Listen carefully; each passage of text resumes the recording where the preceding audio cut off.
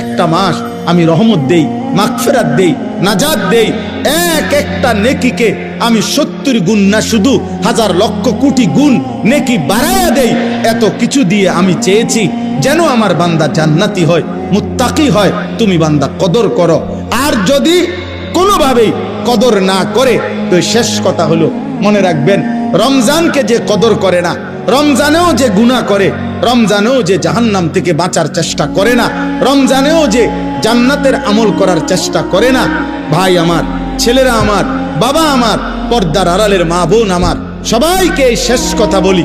আল্লাহ রসুল বলছে, জিব্রাইল আইসা রমজানের শেষ দিন নবীজিকে আইসা বলে গেছে, ইয়া রাসূল আল্লাহ, এত বড় রমজান পেল, ইফতার, সাহারি, তারাবি, এতেকাফ, শবে কদর, প্রতি ঘন্টা মিনিটে এত মাফ নেওয়ার সুযোগ থাকার পরেও যেই নাফরমান জাহান্নাম থেকে বাঁচার চেষ্টা করে নাই, গুনাহ থেকে আল্লাহর কাছে মাফ নেয় নাই, জান্নাতের জরুর আশা পূর্ণ করতে পারে নাই, আমল করতে পারে নাই, খোদার কসম নবীজি বলছে, জিব্রাইল আইসা বলছে, ইয়া রাসূলুল্লাহ, এমন নাফরমানের উপরে আল্লাহর লানত, আল্লাহর লানত, লানত, লানত।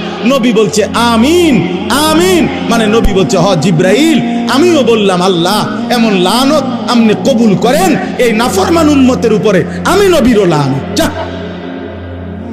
তোর রূপে খোদার লানত পড়ুক, যা।